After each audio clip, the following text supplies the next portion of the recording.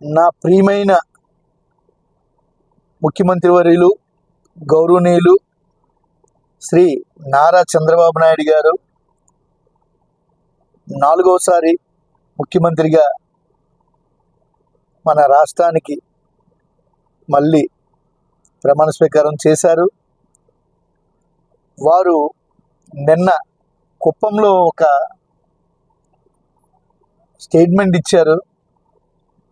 సుమారు 2,20,000 మంది 2,30,000 మంది నాకు ఓట్లు వేశారు. ఒక 70,000-80,000 మంది నాకు వేయలేని వారు కూడా ఉన్నారు. కానీ ఇదంతా నా కుటుంబం. నా కుటుంబాన్ని నేను కాపాడుకునే బాధ్యత నాది.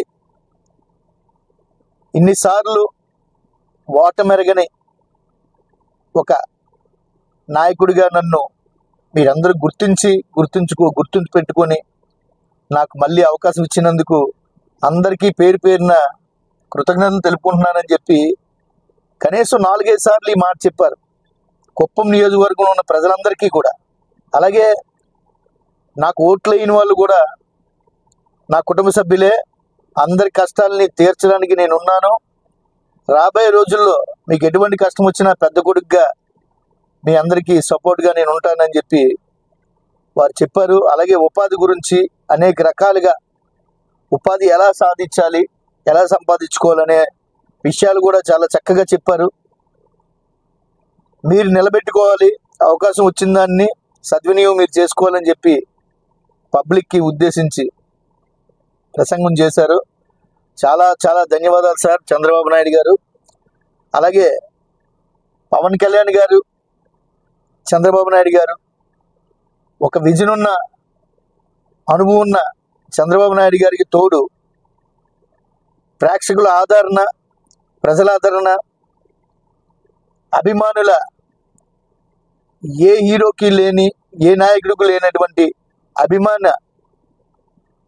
అభిమాన హీరో మన గౌరవనీయులు శ్రీ పవన్ కళ్యాణ్ గారు.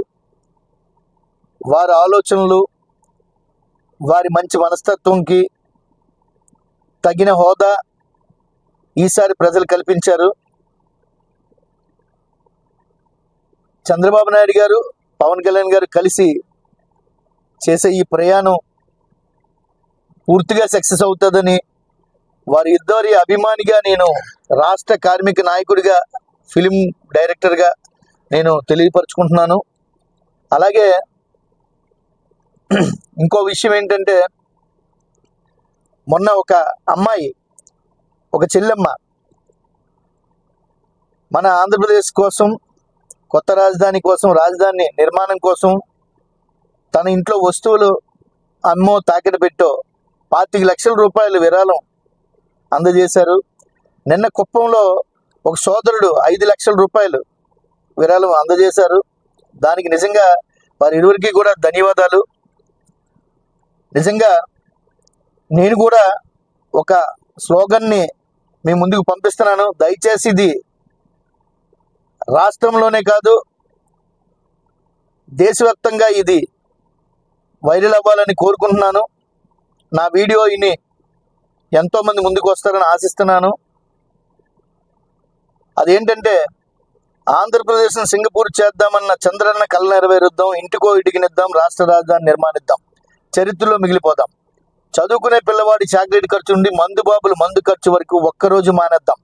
మన రాష్ట్ర రాజధాని సహాయ నిధి నింపేద్దాం. మన రాష్ట్రం మన బాధ్యత.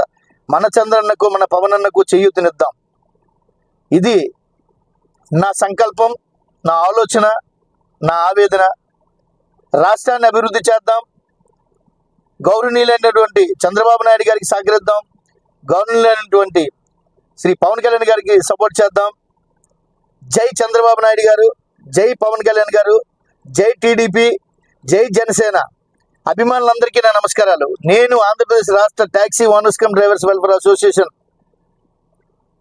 ప్రధాన కార్యదర్శిని. అలాగే ఫిలిం డైరెక్టర్, చిన్న సినిమాలు తీసే డైరెక్టర్ని.